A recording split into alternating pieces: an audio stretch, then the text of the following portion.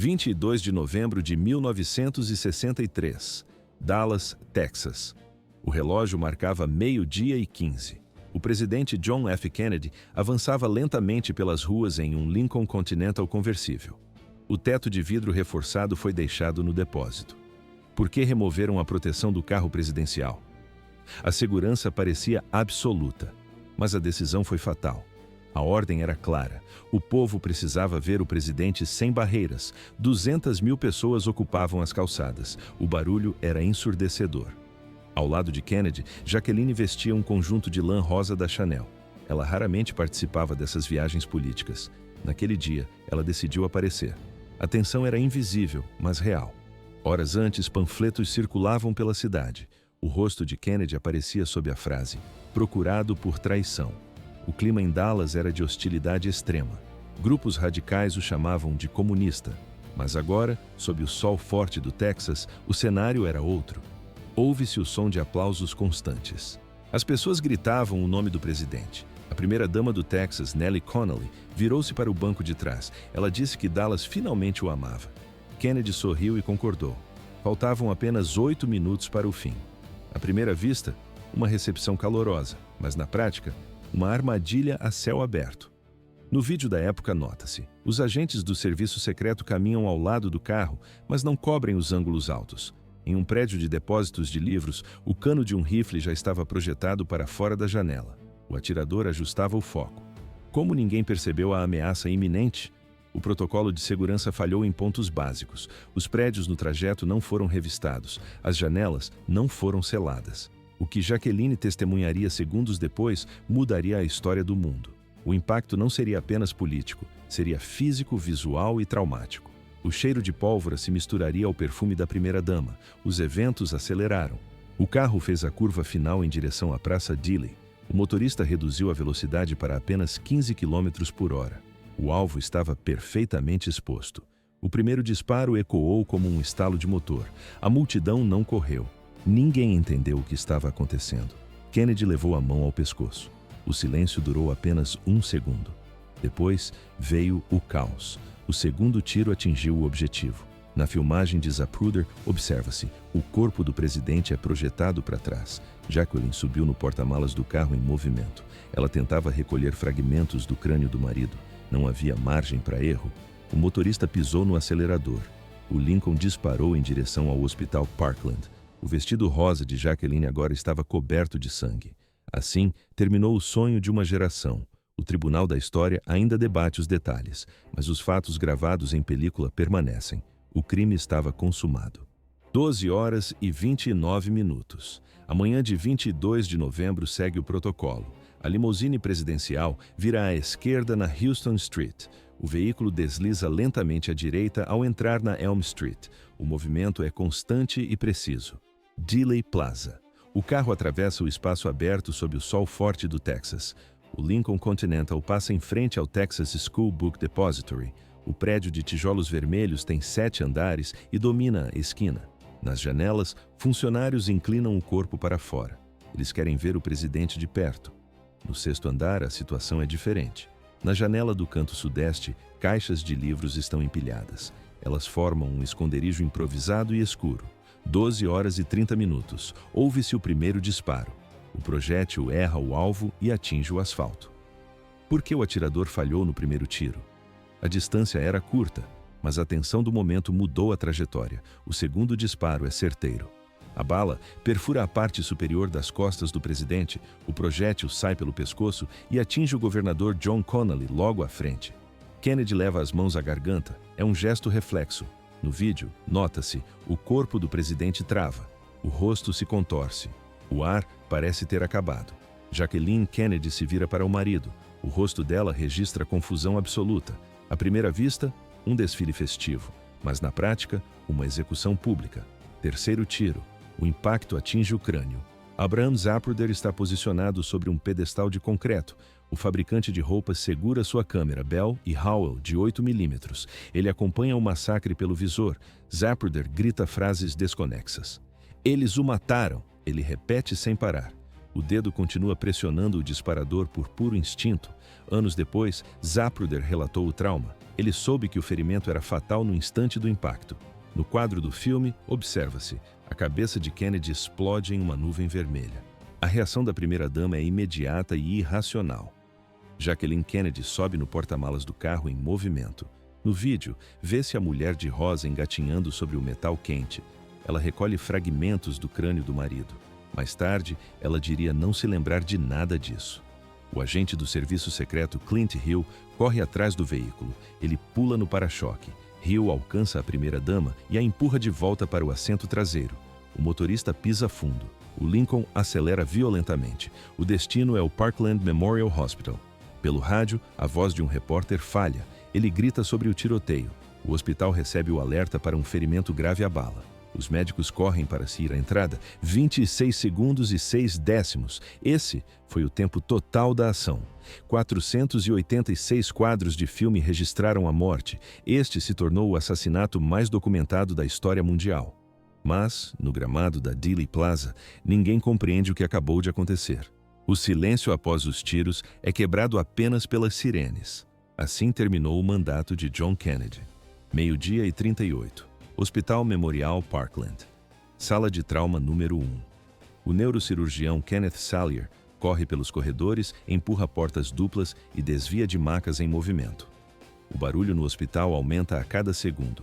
Gritos, ordens e o som de botas militares no piso de granito.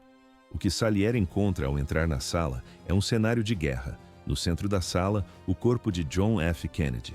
O dano é catastrófico. O lado direito do crânio apresenta um ferimento dentado e extenso. Faltam pedaços de osso e tecido cerebral. A violência do impacto deformou a estrutura da cabeça. Kennedy ainda respira. O som é irregular, um esforço mecânico dos pulmões.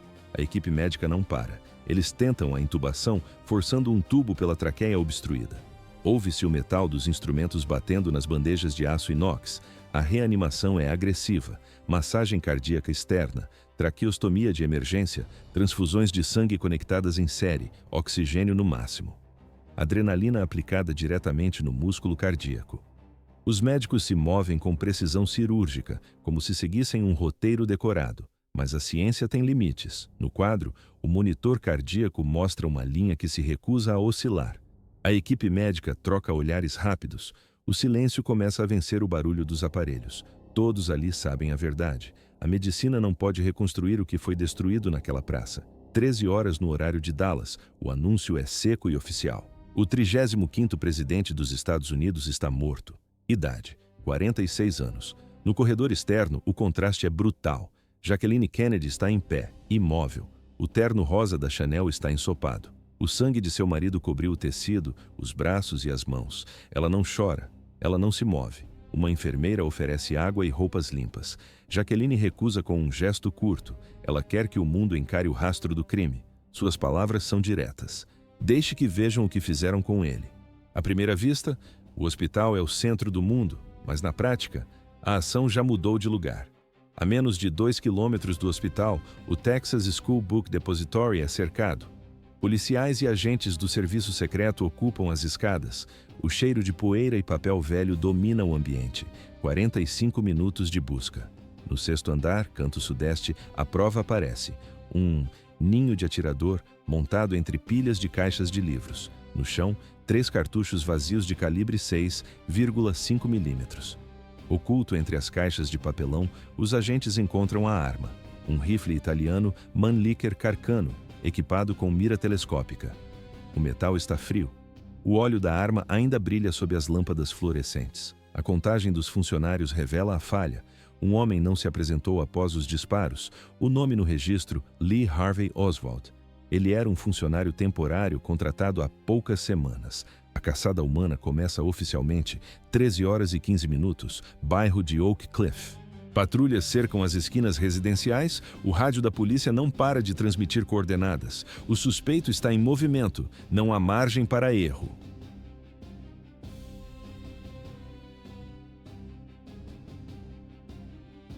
Quatro disparos. O policial J.D. Tippit cai morto no asfalto. Testemunhas descrevem a cena. Um homem corre desesperado, cruza jardins e desaparece entre as casas do bairro de Oak Cliff. 13 horas e 40 minutos. Texas Theater. O cinema é simples, escuro e silencioso. Policiais cercam o prédio após relatos de um suspeito escondido entre as poltronas. Lee Harvey Oswald é localizado e detido ali mesmo, 1 da manhã de 23 de novembro. A situação de Oswald torna-se oficial. Ele recebe a acusação formal, o assassinato do presidente John F. Kennedy. Como um homem sozinho planejou tudo? A polícia queria respostas, mas o que se seguiu foi um processo caótico. 12 horas de interrogatório intermitente. Não existem gravações. Não há advogados na sala. As sessões são marcadas por longos intervalos e tensão constante. Oswald mantém a mesma postura do início ao fim. Ele nega todas as acusações. Repete insistentemente que não tem relação com o crime. Na filmagem, nota-se. Oswald mantém o rosto erguido, mas evita contato visual direto. Os investigadores registram declarações inconsistentes. Oswald entra em contradição. Algumas respostas são comprovadamente falsas. Ele afirma ser apenas um bode expiatório. Não havia mais volta para ele. Mas afinal, quem é Lee Harvey Oswald? Para entender o atirador, é preciso voltar ao início de tudo. 18 de outubro de 1939. Nova Orleans. Foi nesta data e lugar que Lee Harvey Oswald nasceu. 2 meses. Esse era o tempo que faltava para o seu nascimento quando o pai morreu. A estrutura familiar nunca existiu. Lee Harvey Oswald cresceu em um ambiente fragmentado e sem raízes. Aos 12 anos, o sistema interveio. Oswald acumulava episódios de vadiagem e faltas escolares. Ele foi enviado para uma instituição de detenção juvenil. No relatório médico, a observação do psiquiatra era clara. O menino era emocionalmente perturbado. O motivo apontado no documento foi a ausência total de uma vida familiar estável. Por que ele nunca se adaptou? A resposta está nos registros escolares. Durante a juventude, Oswald trocou de colégio 12 vezes. Ele nunca criava laços. Ele estava sempre em movimento. Aos 17 anos, uma tentativa de ordem. Ele ingressou nos Marines, o corpo de fuzileiros navais dos Estados Unidos. Ali, aprendeu a manusear armas e a seguir disciplina rigorosa. Mas o rumo foi temporário.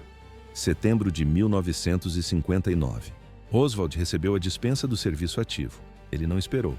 9 dias depois, já estava em um navio. O destino era a União Soviética. Ele queria recomeçar a vida do outro lado da cortina de ferro. Na filmagem da época, nota-se um jovem magro de expressão séria e decidida. Em Moscou, ele tentou obter a cidadania soviética de forma definitiva. O governo local recusou o pedido. Ele foi enviado para Minsk, longe dos centros de poder. Em Minsk, a rotina mudou. Ele trabalhava em uma fábrica de eletrônicos. Ali, conheceu Marina Nikolaevna Prusakova. Eles se casaram rapidamente, mas a utopia soviética não durou muito. Junho de 1962. Oswald decidiu que era hora de partir novamente. Ele cruzou a fronteira de volta. Desta vez, não estava sozinho. Ele trazia consigo a esposa e a filha pequena. O destino final eram os Estados Unidos. Não havia margem para erro. Oswald estava de volta ao solo americano, mas carregava o peso de quem já tinha desertado uma vez. O serviço de inteligência agora monitorava cada passo. Lee Harvey Oswald era um marxista declarado e um desertor. Nas ruas, distribuía panfletos a favor de Fidel Castro. No final de setembro de 1963, ele viajou para a Cidade do México. Visitou as embaixadas soviética e cubana. Oswald buscava vistos para fugir, mas recebeu apenas negativas. Seu espanhol e seu russo eram frágeis. Relatos de funcionários indicam que era quase impossível compreendê-lo. Oswald queria atenção. Por que ele arriscaria tudo em embaixadas estrangeiras? Ele precisava de um propósito. Segundo relatórios de inteligência, Fidel Castro teria dito a informantes do FBI que Oswald se ofereceu para matar o presidente Kennedy ali mesmo, na embaixada cubana. À primeira vista, um militante político, mas na prática, um homem isolado e frustrado. Em outubro de 1963, Oswald conseguiu emprego no Texas School Book Depository, na Dealey Plaza. Na manhã do assassinato, ele entrou no prédio carregando um pacote comprido e estreito. Disse aos colegas que eram apenas varetas de cortina. A comissão Warren concluiu o contrário. O pacote escondia o rifle desmontado. 25 de novembro de 1963. Washington, D.C.O., funeral de uma nação. O caixão de John Kennedy, coberto pela bandeira americana, saiu da Casa Branca em direção ao Capitólio. 6 cavalos cinzentos puxavam o armão. Ao lado, um cavalo preto sem cavaleiro caminhava sozinho. É uma antiga tradição militar para líderes caídos. Líderes de 99 nações estavam presentes. Foi uma das maiores concentrações diplomáticas da história. Milhões de pessoas assistiam pelas televisões. O silêncio era absoluto. Na filmagem, nota-se: Walter Cronkite, âncora da CBS News, retira os óculos. Sua voz treme ao anunciar que o presidente morreu às 13 horas. O mundo parou para ouvir aquela frase. Cemitério Nacional de Arlington. Kennedy foi enterrado em uma encosta abaixo da Arlington House. Houve honras militares completas e salvas de tiros. Jacqueline Kennedy acendeu uma chama eterna sobre o túmulo. O fogo deveria manter a memória viva. John Jr., filho do presidente, completaria 3 anos no dia seguinte. No quadro, o garoto ergue a mão direita em uma saudação militar para o caixão do pai. A imagem paralisou os Estados Unidos. Mas o caso de Dallas ainda não estava encerrado. O mistério apenas começava. O silêncio do suspeito. 11h21 da manhã. Quartel-General da Polícia de Dallas. Lee Harvey Oswald caminha pelo corredor. Os detetives Jim Leavell e L.C. Graves seguram seus braços com força. A ordem é transferir o prisioneiro para a cadeia do condado. Um local mais seguro, mais isolado, longe dos olhares curiosos. Mas o corredor está entupido. Dezenas de repórteres se acotovelavam no espaço estreito. Câmeras pesadas eram erguidas acima das cabeças. Ouve-se o estalo contínuo dos flashes. O brilho das lâmpadas queima como relâmpagos artificiais a cada segundo. Por que a segurança falhou em um momento tão crítico? O plano era simples, mas o caos foi maior que a estratégia. Oswald entra na área principal. O burburinho é ensurdecedor. De repente, Jack Ruby surge da multidão.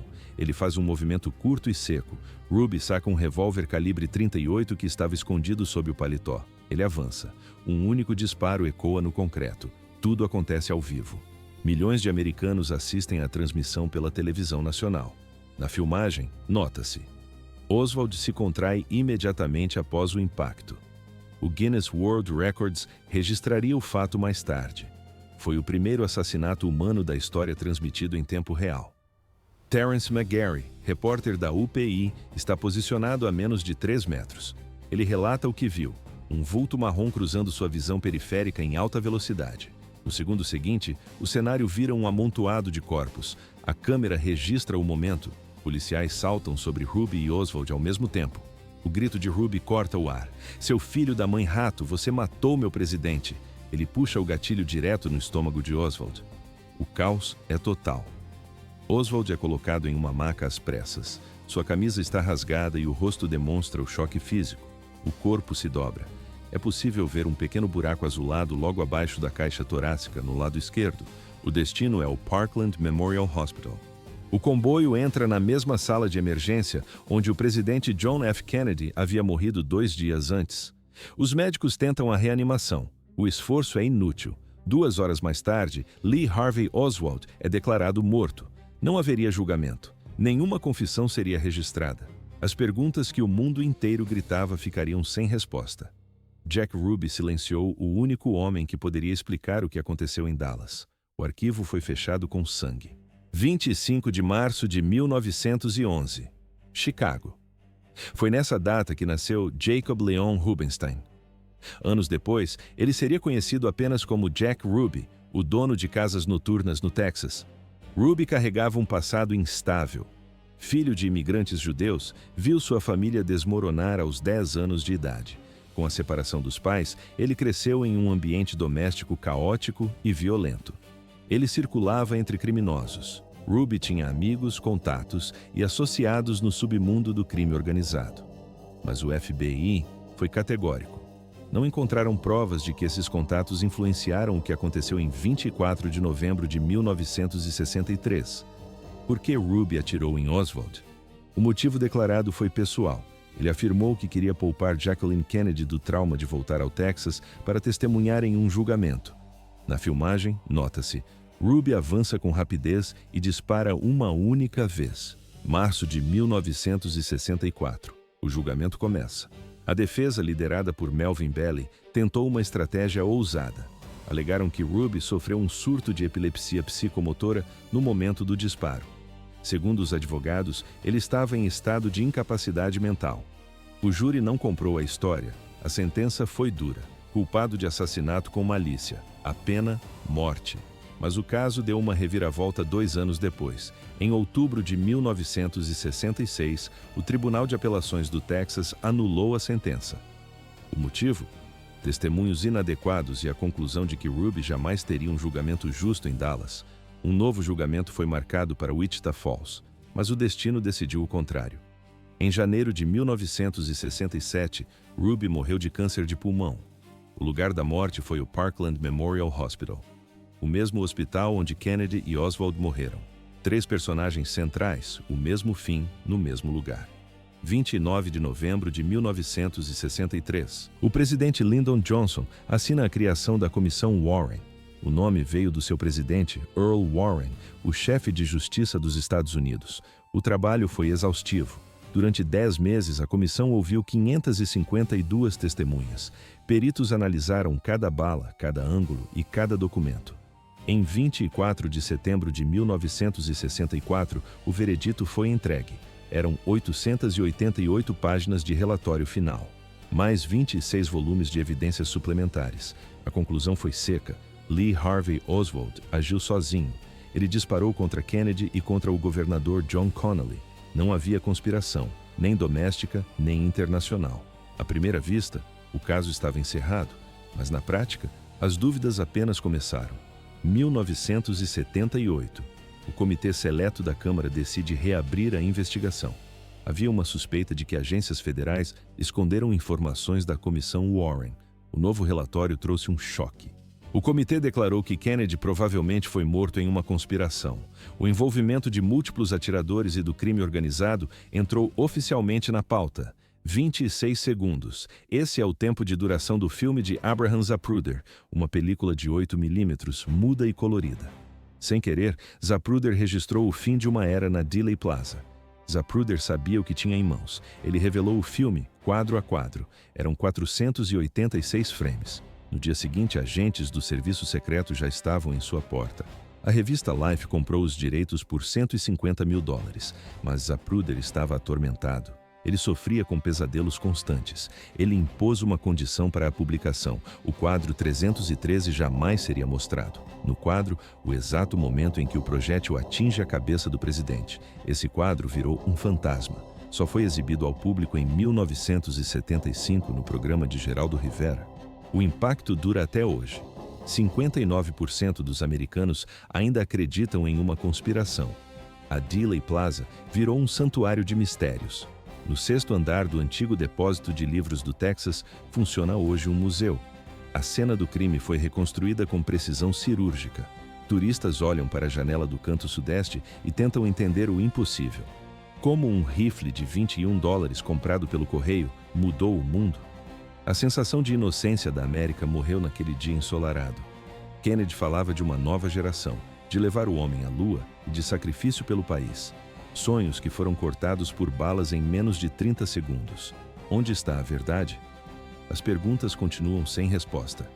Em Arlington, uma chama eterna queima no túmulo do presidente. Ela lembra que, às 12h30 da tarde de 22 de novembro de 1963, o mundo mudou para sempre. Assim, terminou uma era. O que você acha dessa história? O debate está aberto nos comentários. Deixe sua teoria. Inscreva-se no canal e ative as notificações. Até a próxima!